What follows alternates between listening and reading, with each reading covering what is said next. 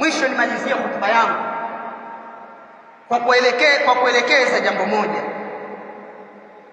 juu ya watu wanaomiliki mali. Allah akakupa amana ya nyumba 1, 2, 3 ndani, wazimiliki wewe, una wapangaji wewe. Hivi waridhika katika nyumba zako kufanyike uovu? Nyumba ambazo ni mazamili shaitani, yani waridhika kabisa nyumba zako wasikia miziki na rindima, wala hukemei wewe, wasema nitafanyaje? Lakini ukinyimwa kodi ya nyumba wewe, wewe bwana, wewe ndo tamjua huyo mtu kwamba pia anakiuka hata Uislamu ulivyomwelekeza. Kutizama huyu mtu anipi kodi kwa sababu gani? Kwa ana nini linamsibu? Hilo ulikumbuki wewe? La, wewe munkari katika nyumba yako unayoimiliki uliwapangisha watu wako, waweza kuzuia wewe. Kwa nini usiandike mikataba katika mikataba yako? Au waogopa ufukara? Waogopa ukiweka kipengele bana, mimi kwenye nyumba yangu mziki la, wasema mimi sintopata wapangaji bana, mimi wapangaji sintopata, mimi nitampata nani sasa? Bora basi ninyamaze nipate. Waiuza dini yako kwa thamani iliyokuwa ndogo ya dunia. Wewe hujui? Weka mkataba. Katika mkataba kwangu mimi nyimbo sitaki, na sikufundishi kwamba tufanye tajassus katika nyumba zako ulizowapangisha watu ukawachunguze watu. La, Uislamu umetukataza kufanya tajassus. Lakini kuna yanayokudhihirikia wewe. Mpangaji unapomepanga uko naye nyumbani kwako, nyimbo wazisikie kwa sauti zako, hapo utasema nimefanya tajassus.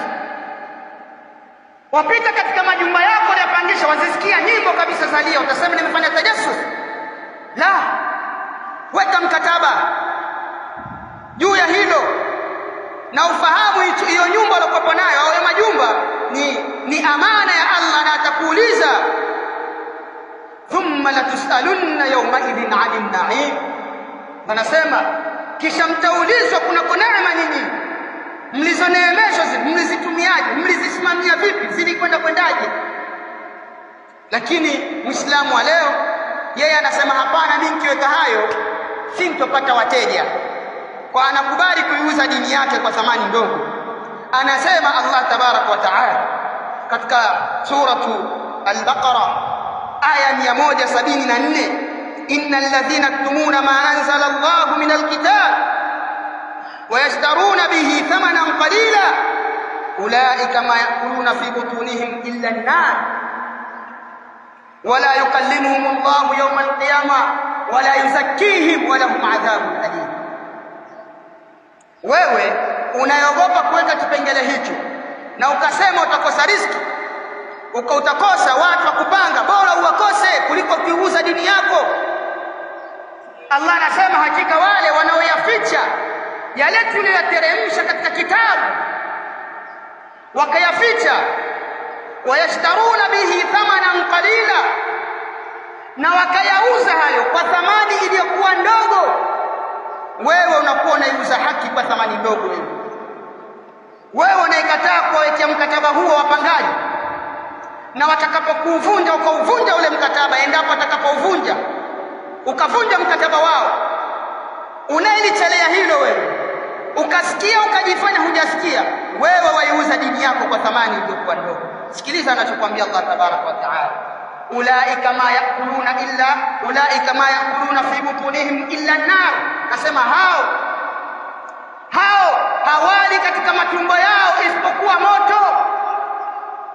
Yani wewe unaikataa kuwekea haki kwa kuwa kwamba utakosa wewe, ukaiuza haki yako kwa thamani ndogo, jua huli katika tumbo lako isipokuwa unachokula ni moto.